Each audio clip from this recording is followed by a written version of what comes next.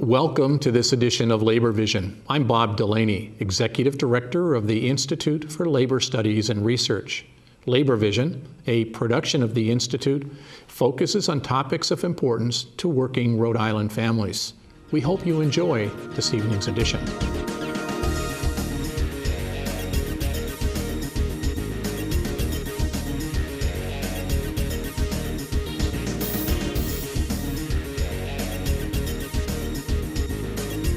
As Ryan mentioned,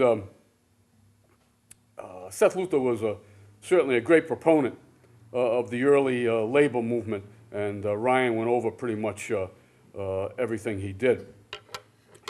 And he was part of a larger group that existed in Rhode Island and through many other states in the 1830s in particular. They were called the Workingmen's Parties. And in Rhode Island, they went under the name of the Providence and Newport Association of Mechanics. You know, sounds pretty legit there. And we mentioned that Slater's Mill started in 1790. That's really the birth of the factory system in America. 1790. And yet I've gone to management talks and speeches like this where if you ask them where the labor movement came from, oh, it's the Bolshevik Revolution in 1917. The germs came across the ocean and infected all these pure workers, and they all wanted unions after that. You know, like the germ theory of history. Well, let me make it clear for you. This is a membership certificate in the Newport Association of Mechanics. 1795, a guy named William Briggs. And in those days, they used to emboss sometimes the letters or the envelopes, sometimes they were both in two in one. And on this one, the union used as its symbol the honeybee hive because it was labor that created the honey of society. Now, the Providence Association and the Newport Association of Mechanics fought for the right to vote and the 10-hour day and a lot of the things that Ryan had mentioned. This is a letter from the president of the Newport Mechanics Association going to the Providence counterpart. And you'll see here in the old days before they had envelopes, they would take that piece of paper and fold it up.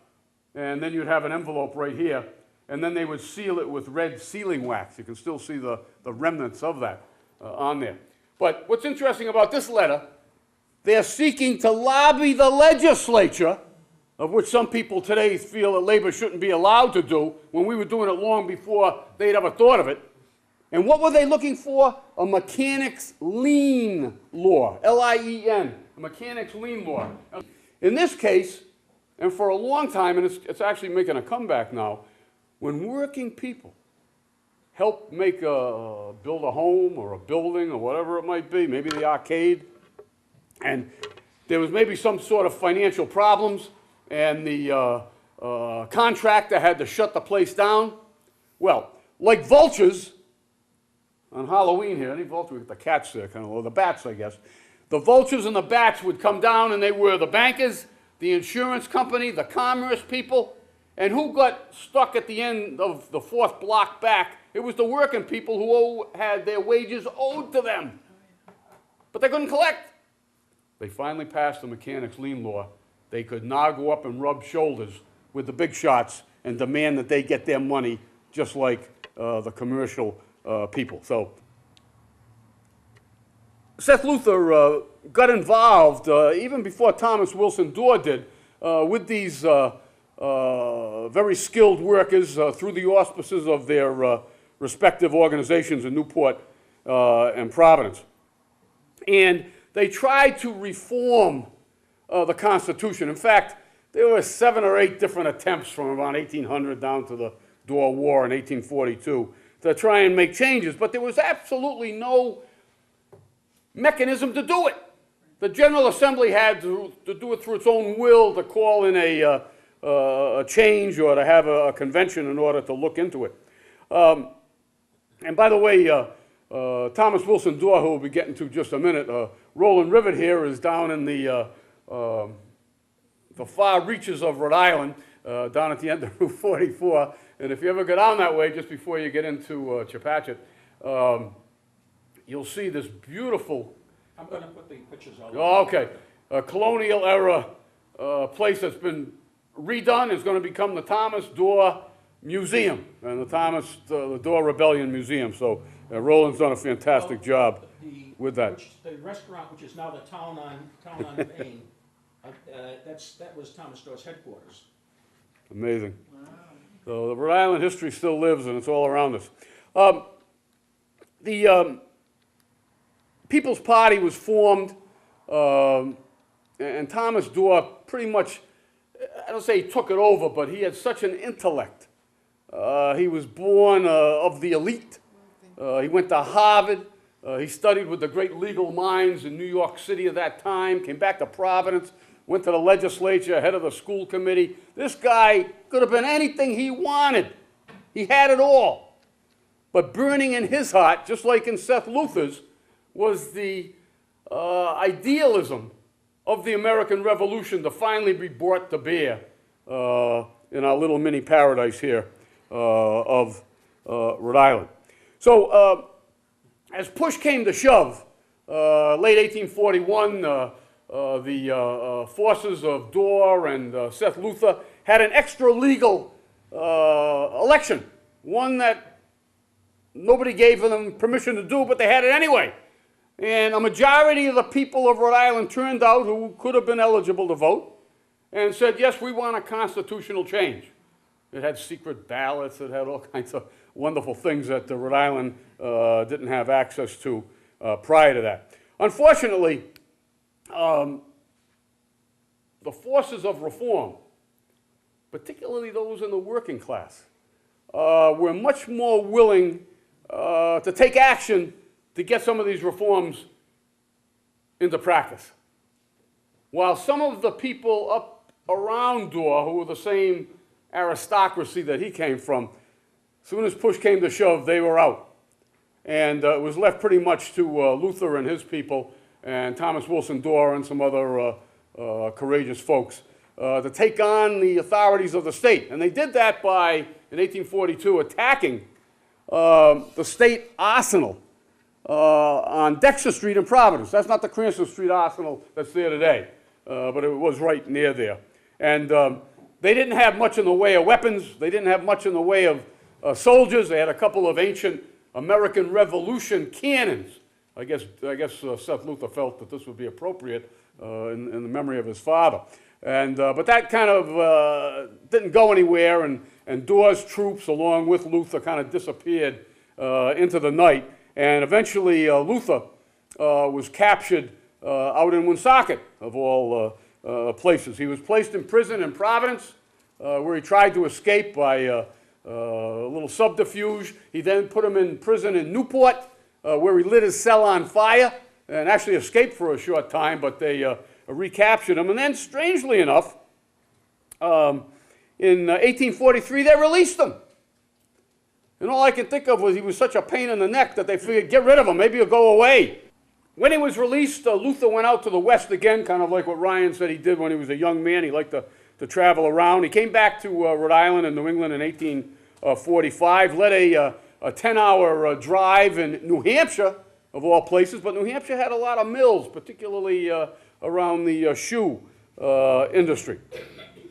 And then, in one of the strangest quirks, and I don't know, maybe it was just because he was a social pioneer, and sometimes when you're so out front, when you're so far ahead of that curve, when you're out there and you look around and there's nobody with you anymore, you know, who knows what it does to your mind. The things he did were beyond belief. He's going to fight in the Mexican War, and in 1846, on his way to Mexico, he stops in Boston. He didn't get too far. And for some unknown reason, in the name of President Polk, he holds up a bank with a sword. Boy, I'd like to have that sword. That'd be great in that museum, Roland. And with that, Seth Luther spends the rest of his life, first at the Dexter Asylum, later at Butler Hospital. That's from 1846 to 1858. And as a cost-saving measure, the city of Providence then farms him out to the asylum in Brattleboro, Vermont, because it was cheaper. And Seth Luther died there in 1863, 150 years ago. And he was buried in an unmarked grave, and Carl Gerson, he went up there, and if he told me he couldn't find it, believe me, it's not going to be found, because he was quite the guy. This is the Providence Journal obituary upon his death. Seth Luther, he was a natural radical, dissatisfied with all existing institutions about him, and labored under the not uncommon delusion that it was his special mission to set things right. His ideal of a pure democracy seemed to be that blessed state wherein the idle, the thriftless, and the profligate should enjoy all the fruits of the labor of the industrious, the frugal, and the virtuous. Whew. The possessors of property everywhere he looked upon as banded robbers, whom he hated as born enemies of the human race.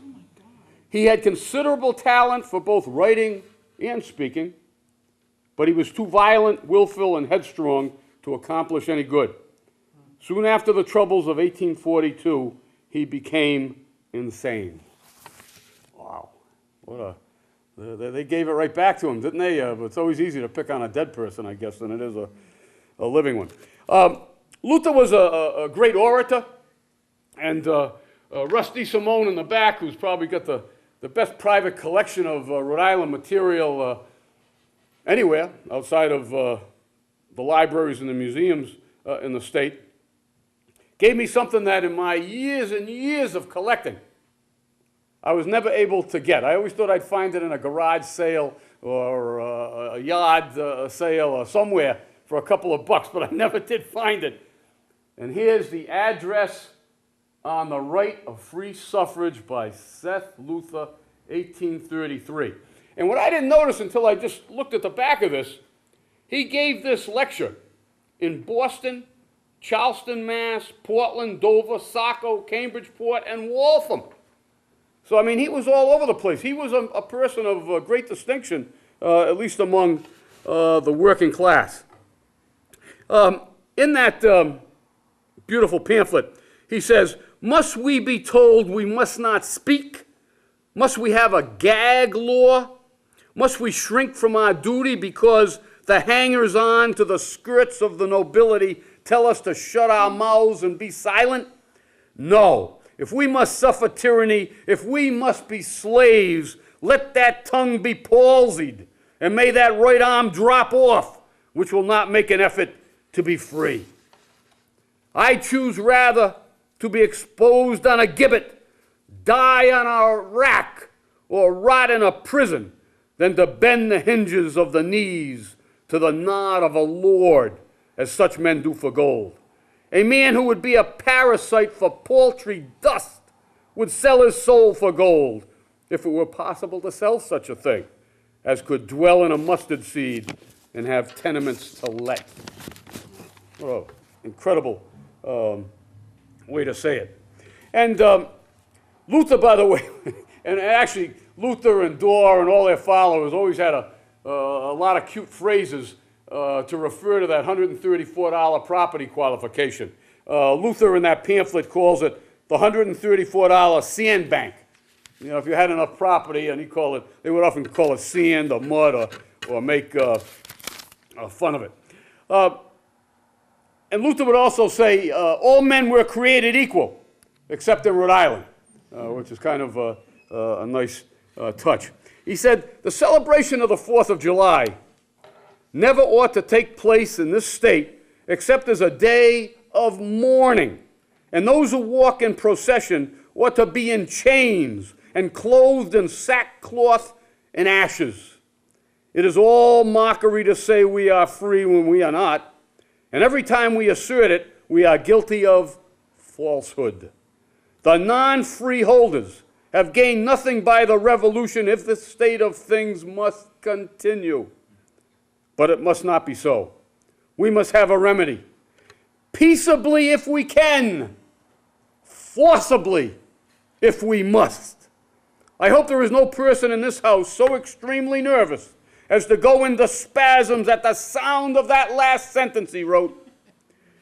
Keep calm if possible until you see what kind of force we recommend. We assert that every citizen of these United States has a right to vote for his rulers. They, by the way, along the path to the Boer War, had presented a petition to the General Assembly signed by 2,000 people, including some of the landholders themselves. And in return, the Speaker of the House called them vagrants and renegades. They petitioned to have a constitutional convention, but they weren't very kind to them. And he goes on to say, I just got a few more quotes here and open it up to you folks. The working men have been deceived by false representations relative to the prosperity of the country. When speculators make money, when the public domain is being converted into worthless rags, when Wall Street robbers thrive and revolutionary soldiers starve. Oh, you got to hear that one again. When Wall Street robbers thrive and revolutionary soldiers starve. I thought we solved all those problems. Then the cry is the country prospers. Business is good. The times are prosperous. When these gentry fail in some of their projects to bleed the people, they cry, the country is ruined. The politician also cries, ruin or prosperity best suits his purpose. I think the country has been ruined accordingly about 40 times in the last 20 years. As late as 1846, Luther, after the Boer War, was still giving labor speeches. And in Manchester, New Hampshire, in 1846, he would present a resolution to a meeting of working people, resolved that we look forward with pleasurable anticipations to that glorious time when every man, woman, and child shall sit under their own fig tree, with none to molest or make afraid, either by unjust legislation, error in legal decisions, unrighteous monopolies, or long and destructive hours of labor, either in cotton mills or workshops on the land or the sea. In concluding, let me say, I mentioned at the beginning that in many ways Seth Luther and Ryan made allusion to it too along the way, was really the product of the American Revolution and the Industrial Revolution, one positively and one negatively. And one was very spiritual to him, the American Revolution, and the other was very materialistic, or the Industrial Revolution. And I wanted to, you know, it's easy enough for me to make up maybe even a real nice ending, but an old friend of ours who was very active in the Labor History Society many years ago when he lived in Rhode Island, Robert Macheski, has an essay in that pamphlet, that booklet that I passed around that we printed. And you know, I was reading the end of his and I said, boy, I couldn't do this any better if I worked on it for the rest of my life. Macheski would say, in summing up Luther's influence in life, Luther would end his life in a series of asylums for the mentally disturbed. Perhaps his quest for justice and his failed struggle to find the true meaning of equality was more than he could stand. Perhaps he was sane and the world around him wasn't. In any case, to the end of his life in 1863, Luther retained a deep and abiding faith in the Republican doctrine of equal rights for the individual. In his struggle to attain the end, however, he recognized that such rights were secured only through collective action, that individual rights could exist only within a society committed to the well-being of all of its members, regardless of high or low they sat on the social ladder. And Robert went on to conclude, I am at once reminded of the song penned many years ago by Woody Guthrie, one of the famous folk singers in American history. And Guthrie sang, Jesus Christ was a man who traveled through the land, a hard-working man and brave. He said to the rich, give your goods to the poor. but they laid Jesus Christ in his grave. And Robert ends with this last sentence. So too was Seth Luther, Rhode Island's own carpenter, who preached so eloquently the gospel of labor. Thank you.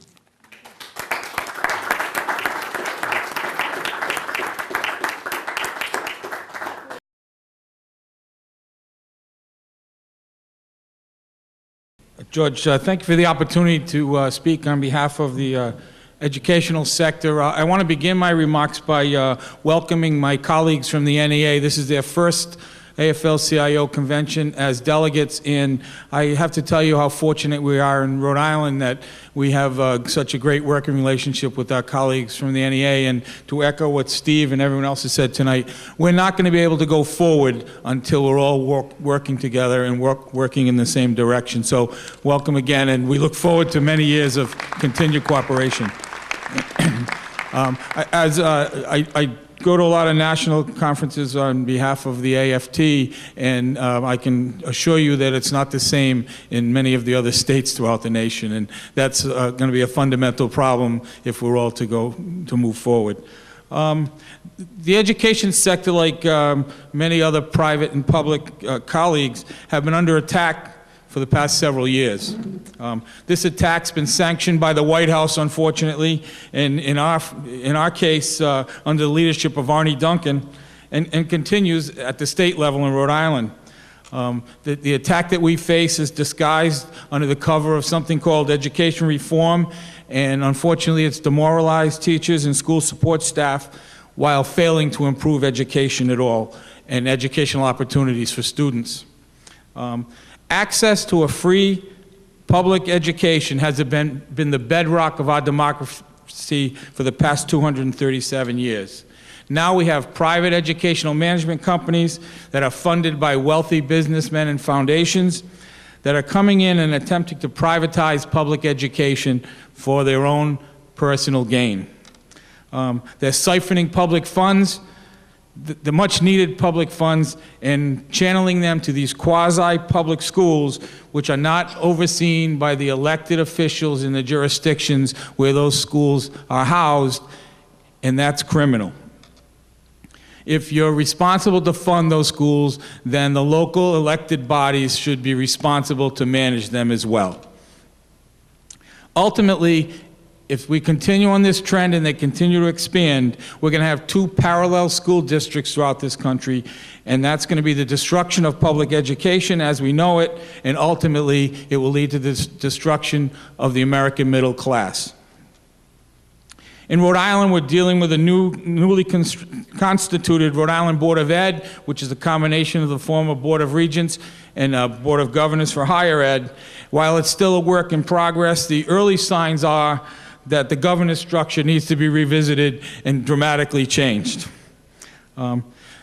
Teachers throughout Rhode Island right now are overwhelmed by a new evaluation system, which was promoted as a means to improve instruction and professional practice, but now seems to be a tool to capriciously eliminate teachers and destroy careers by linking teacher evaluation to certification through the use of unproven, invalid, and unreliable application of student test scores.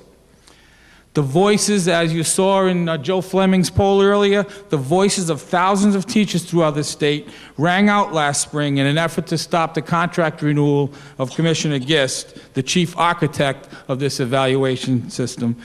But their voices fell on deaf ears. And the lesson that we need to learn is we have to work even harder to elect people, and once we elect them, we have to hold them accountable for the things that they promise us during their campaigns.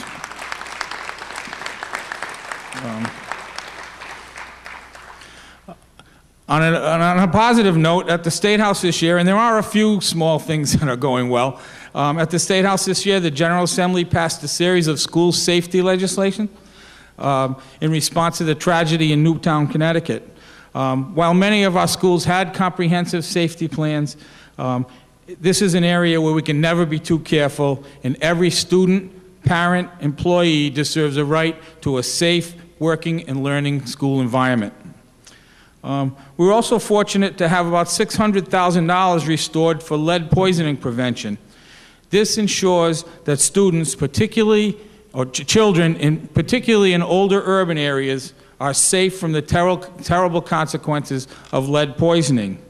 The ultimate result of this will be to save millions of dollars in the future, because the prevention of this insidious disease is very expensive, and oftentimes it's incurable, and it leads children to a life where they have difficulty graduating from high school or maintaining employment throughout the rest of their lives. So it was a small amount of money from a very large state budget, but it was very important to those people who live many times in substandard housing and don't have a voice of their own. So that was one of the great things that the state did this year.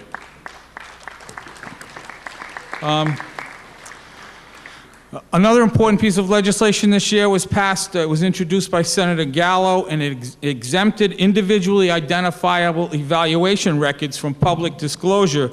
And if you followed the news over the past couple of years, this bill is a response to situations in places like New York and California, where teacher evaluations were published in the local newspapers, major newspapers, and they led to senseless tragedies. We're pleased that the House defeated our Budget Article 5, which would have allowed the General Assembly to ignore an obligation to put $19 million of surplus revenue into the pension fund. This is important. While there were many good ways that money could have been spent, this is important for two reasons. One, it will help to ensure that the fund reaches its status, its 80% status, so that people at some point in the future will be able to get much needed cost of living raises, particularly those retirees who are on very meager have very meager pension income. And we were also appreciative that the General Assembly found a way to allocate about $6 million in additional revenue to higher ed institutions, which have been starved for several years. Some issues that we are watching as we move forward: we'll be advocating to include a moratorium on the expansion of mayoral academy charter schools, minimizing the use of standardized test scores for teacher evaluation or student graduation requirements, contract continuation protection when parties reach an impasse, the restoration of funds for programs which support the developmentally disabled, are the most vulnerable members of our society, and access to health care benefits for our college adjunct faculty members. And in closing, I just want to thank all of you as delegates here tonight for your steadfast leadership to the labor movement during these, probably the most difficult times we've seen in our life, and for all you do to provide quality services to the children and families of our great state. Thank you.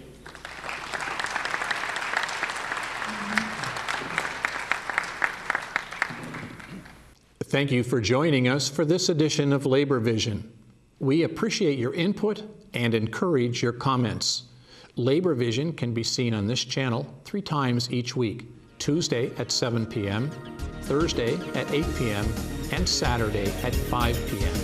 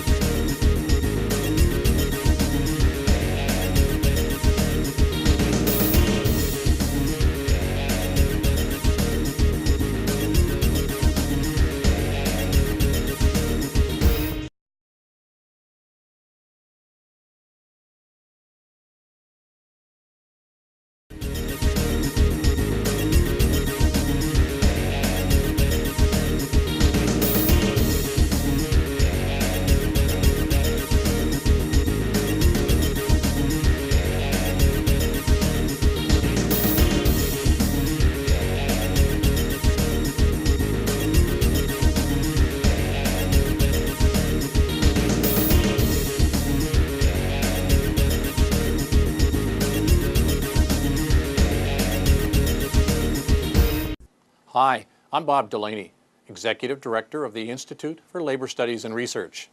On behalf of the staff and the Board of Trustees of the Institute, I would like to wish you a very Merry Christmas, Happy Holidays, and a very good New Year. On behalf of the Rhode Island AFL-CIO and Working Rhode Island, we would like to wish everybody a very healthy and happy holiday season and a Merry Christmas. This is a great time of the year to spend some time with your family, appreciate your family, say thanks for all of the wonderful things that have happened in your life. And on behalf of the labor movement, we are committed to making sure that we continue to make progress to improve the wages, benefits, working conditions, and make sure people have a say in their life. Once again, Merry Christmas, Happy Holidays, have a healthy and safe season. Hi, I'm Ron Coya. I'm Business Manager of Labor's Local Union 1033, and it's my pleasure to wish everybody a very happy holiday season on behalf of the members, officers, and staff of Local Union 1033. Happy holidays. Hi, my name is Jim Riley, Secretary-Treasurer of United Food and Commercial Workers Local 328, and I want to take this opportunity to wish a Merry, Merry Christmas to all my friends in the labor movement, and especially all the 12,000 members of Local 328 in Rhode Island and southeastern Massachusetts.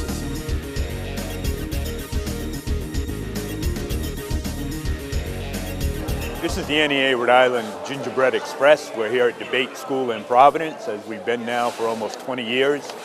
And the Gingerbread Express grew out of NEA Rhode Island's Children's Fund.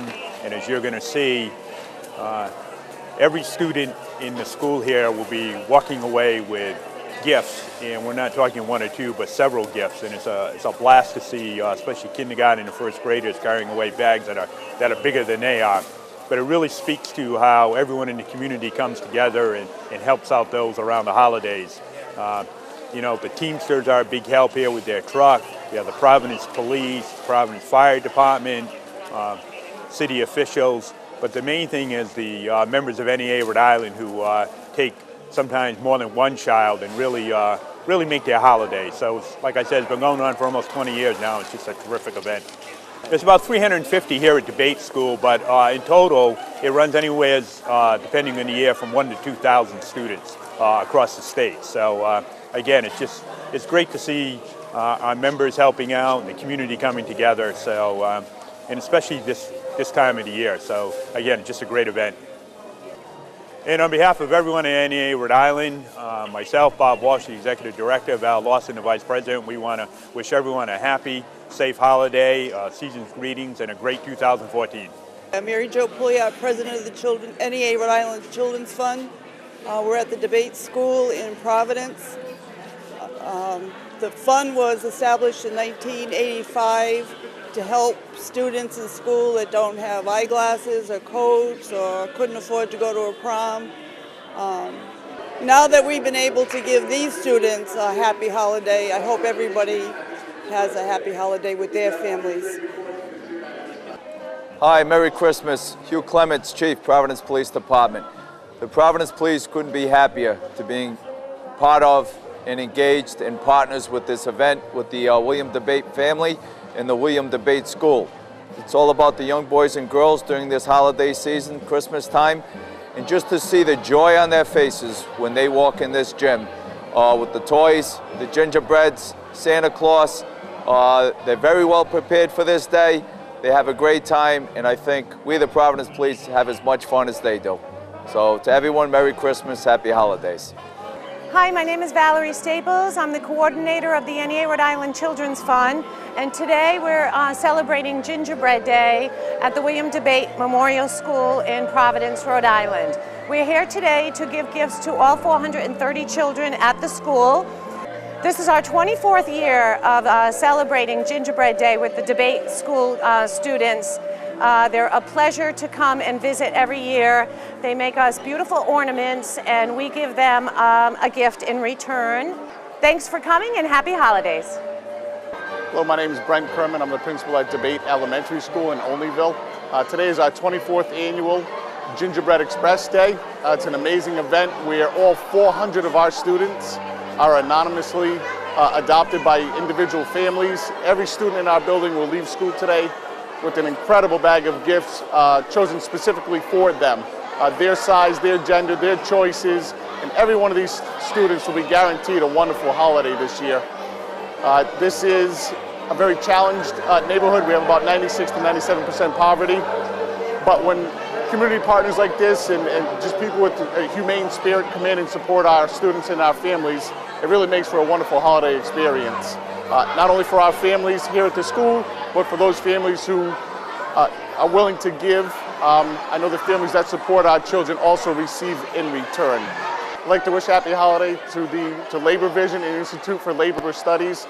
They come down every year and support our school, and more than happy to step forward and say something on their behalf, because without them, I don't know that this event would be possible. And all 400 of our students benefit from this event. So thank you very much, and happy holidays to you and your family.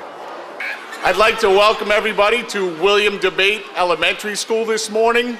And we'd like to start off with a happy gingerbread to everybody. So happy Gingerbread Day. Outstanding. Great job, boys and girls. Thank you very much. We have quite a few special guests in our school today. I'd like to just take a couple of moments. I know it's not about the adults. However, I do need to take a couple of moments to make some recognitions. I'd like to welcome the Chief of Police for the City of Providence, Chief Hugh Clements. I'd like to welcome Councilwoman Sabina Matos. This must be her 4th or 5th, maybe even 6th event at our school this year. And we are still just in the second quarter of school. And as always, also, I'd like to welcome Councilman Correa. He's here so often, I'd like to get him on staff. So thank you very much. This is at least his 4th or 5th event as well. And again, don't lose sight of that. Our local representation, this is at least their 4th or 5th time here in our building this year, celebrating with our boys and girls. And we are only in the second quarter of school, and to get that kind of support in our school from our local representation is just amazing. So I'd like to thank Councilwoman Matos and Councilman Correa. So thank you very much.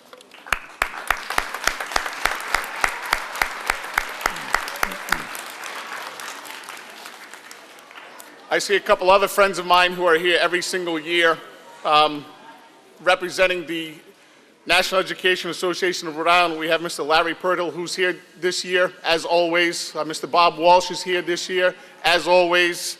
We also have Mr. George Nee, President of the Rhode Island AFL-CIO. They are here every year, and I really appreciate that. So thank you very much for coming down to support our school.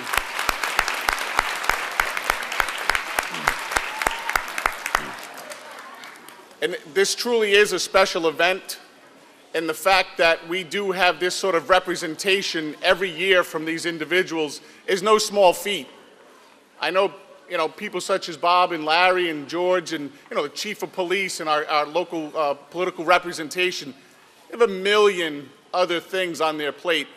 So for them to come out every year on this particular day is just fantastic. We really do appreciate that. It really does make a big difference here in our schools, so thank you very much. And there's a list of the agencies and families that step forward to make gingerbread a reality here. We have 400 students. All 400 students will leave here today with a bag specifically put together with presents specifically for them. Some people, you hear of gingerbread, you might not be exactly sure what it is, but the bags are heavy. Every bag has a gingerbread on it, and the bag has a student's name on it. Every student gets one.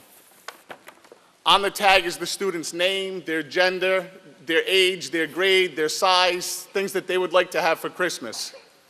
And if you go in the bag, every present is wrapped. Every present is specific for that child. Everything in there is personalized. So when they open a bag, it's not just, it's specifically for them. And that's amazing. I tell a lot of people about gingerbread, and I don't know what you mean. I don't know what you mean. A certain part of it is you have to be here. But the coordination that goes into this, just know that every single one of our 400 students will be having an outstanding Christmas this year. And it's because of people such as our friends at Horace Mann Company, our friends at Providence Police and the Fire Department, our friends from the entire DeBate family, our friends from Narragansett High School, our friends from Portsmouth High School, South Kingstown High School, the Institute for Labor Studies and Research. I know Mount St. Charles volleyball team is in attendance today. I'm sure that I'm missing tons of other people, but those are some of the larger type organizations that get together to support our students. So on behalf of you, every bag that goes out today to make some child's Christmas a wonderful event, thank you. Thank you very much.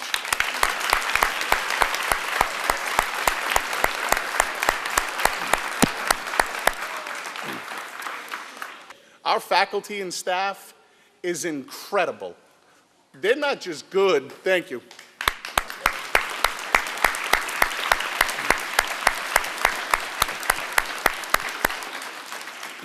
Our faculty and staff isn't just good, their dedication is remarkable. I received a statistic several years ago that our teachers had the highest attendance in the city of Providence. I'd never heard of that statistic before, I'll be honest with you. So I continued to contact the Office of Research Planning and Accountability Assessment, and he said, oh yeah, he said, your teachers every year. So now for the last 4 years in a row, the faculty and staff at William DeBate have the highest attendance rate. Our teachers and staff have the highest attendance rate in the entire city of Providence for 4 straight years.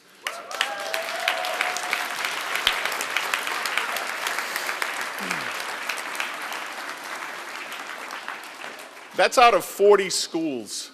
If you were in the top 10, I'd probably be proud of us, you know, our faculty and staff to be in the top 10. If occasionally you made it into the top 5, very nice. But every year the top faculty, they're amazing. They come in every day, sick, hurt, injured, issues at home. And I'm like, sometimes, I'll admit this, sometimes I'm like, maybe you should have stayed home today. I'm falling behind in math. I have to make sure I keep up with this and have a big reading lesson going. And they're here. They're amazing. And I'd also, Denise comes in every year and she visits our school. She has some extra special relationships with some of our faculty and staff here. One of the things that blew me away when I first met Denise was, I think it was maybe in my second year here. She said, I'd like to introduce you to somebody. She said, this is William DeBate. William DeBate? She said, this is William DeBate. And I was blown away by that because we stand in William DeBate Elementary School. And so often it's John F. Kennedy School or Gilbert Stewart or Oliver Hazard Perry. And I said, I'm shaking hands with, and again, correct me if I'm wrong, is it William's son? William DeBate Jr. And there he is. Could you just stand for a second?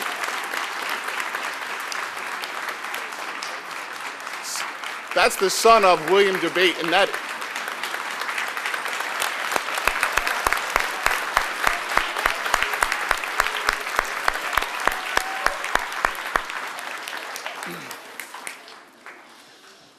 And also, I have a couple other names written down. I don't want to embarrass myself too bad this morning, so I know we have several of the DeBate family members in attendance today. If I could have the members of the DeBate family either raise their hands, please, if you could just stand possibly.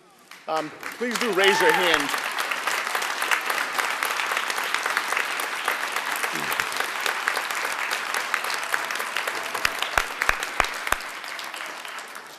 And I know for our boys and girls, I think I was 39 when I learned that. So if you're 8, 9, 10 in the audience, it's amazing to know that this legacy of William DeBate, it's not just a legacy, it's a living legacy that we try to live out every day. So on the DeBate family's behalf, I'd like to thank you.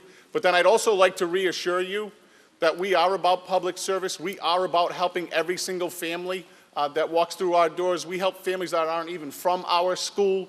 And I'd like to believe that with the faculty we have, the staff we have, the families that we have, I'd like to believe that William DeBate would be proud of us today.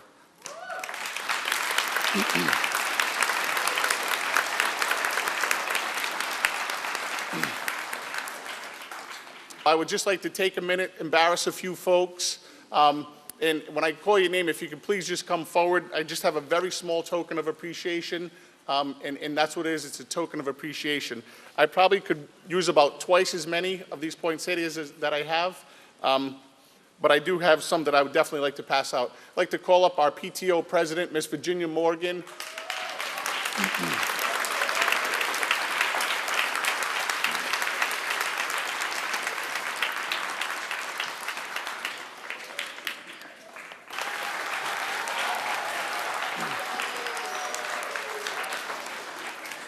I'd also like to call up, and I'm sure I'll catch her off guard here, but I would definitely like to call up Miss Angela from the kitchen. Angela runs our kitchen here at the school. She's our food service person.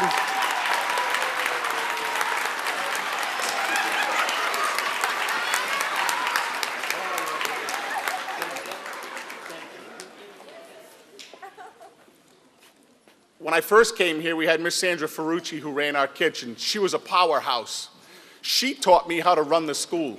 From the kitchen, she taught me how to run the school. And the truth of the matter was, you just have to love the kids. You have to do whatever it takes, make sure the kids are always first, give them all the love that you have, everything else will wash out. And then she slapped me on the back of the head. She said, no, you need to get back to work. I have to get back to the kitchen. And she was right. She was absolutely right. And Miss Angela embodies that spirit as much as anybody I've ever seen. So Angela does things in our building that are just unbelievable.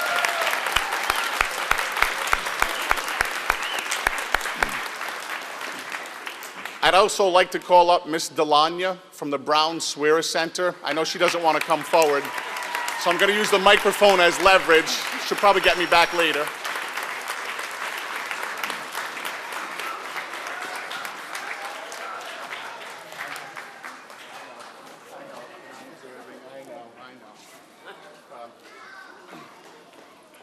Our school has a 21st Century Grant that brings in approximately $142,000 a year to fund before-school programs, after-school programs, a 5-week summer program.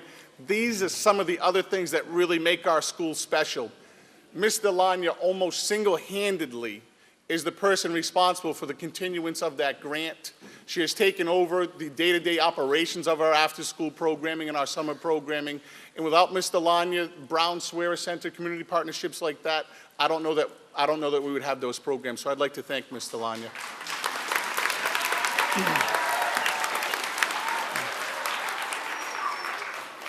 I'd also like to call up one of our parents, a PTO member, a lady who helps run our after-school programs, another person who's in our building so much you would think she was a faculty member. Miss Andrea Harris does more in our building than almost anybody you could think of. So I'd like to call up Miss Andrea at this time.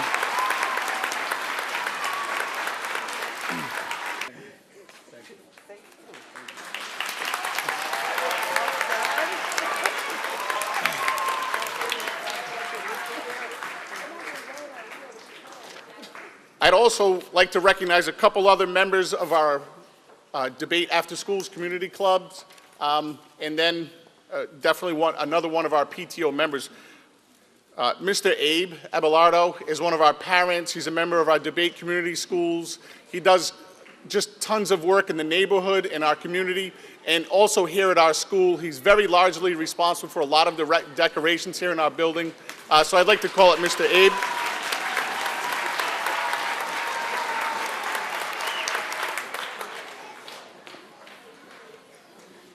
Also, I'd like to call up Mr. Andrew, who's another gentleman associated with our after-schools program, has really stepped forward in the last couple of years and is just an integral part of our daily operations here. So I'd like to thank Mr. Andrew.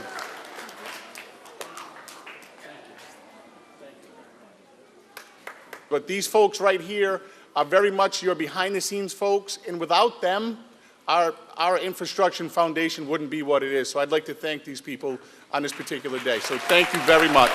Thank you.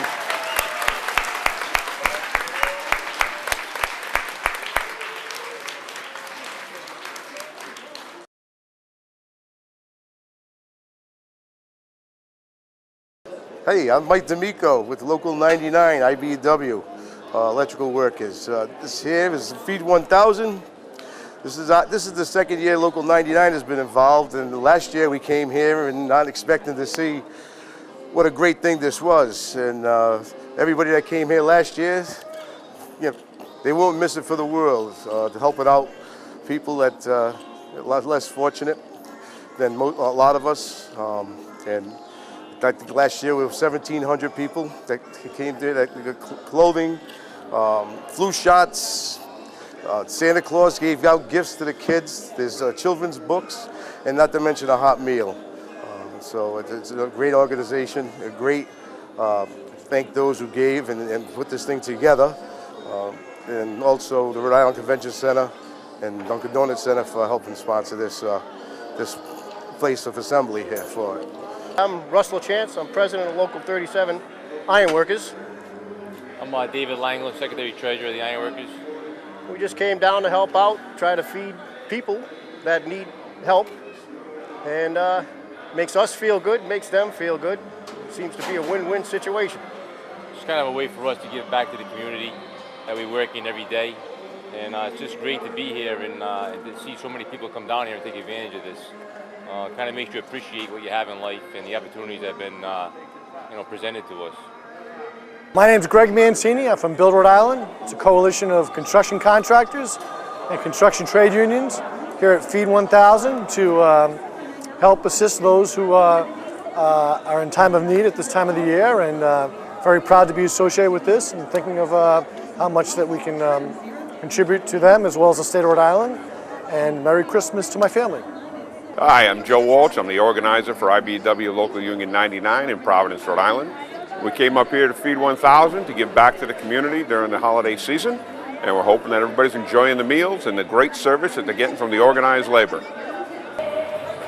Hi, my name is Ray Jorgensen, co-founder and partner at PMG, and my partners and I put together this Feed 1000 program a few years ago. We want to thank all the volunteers, thank all the folks who showed up and made this such a wonderful event. It certainly wouldn't be possible without us. My partner Rich Santilli in particular, and Rob Skeffington for his idea to put this together. They certainly have been the real energy behind it. Proud to be partners with them, proud to be part of this program, and proud to do this for Providence and the state of Rhode Island. Thanks very much, happy holidays. Hi, I'm Gabriella Majacco, Miss Rhode Island Team USA 2014. And I'm Christina Palavra, Miss Rhode Island USA 2014. We're happy to be here today because we think it's a great thing to give back to our community. We've probably served over 2,000 people already, and it's just an amazing thing to be able to brighten their day and their holiday season. It's a great time to come together. I mean, we're all a family here. I'm from Providence, so it just feels great meeting new people and getting to know their stories and seeing the smile on their faces when we give them food and just having a good time back here. So thank you so much for having us. Happy holidays, Merry Christmas. Thank you so much. Good afternoon, my name is Adriana Vargas and I am the Director of Community Relations for the Providence Community Health Centers. I am here with other members of the staff to celebrate with all of you and with the wonderful people that really deserve the best Christmas. It is a pleasure for the health center to be here and share this beautiful day. We provide medical care for everyone, even insurance and no insurance, so you're welcome to come. Thank you so much for all the organizers, and God bless you all. Have a Merry Christmas. I'm Senator Josh Miller. I'm here as a volunteer because I've always felt that the people that volunteer at an event like this, there's very little between the volunteers and those who we are serving, and that's why I always am thankful to be part of this event. Merry Christmas. Hello, my name is Yaneri Garcia Cabral. I'm a registered nurse, and this is Angelina Newberry. We're here with the Providence Family Van, which is a Women and Infants Hospital organization. We provided most of the individuals here with a blood pressure screening. Anything you want to add?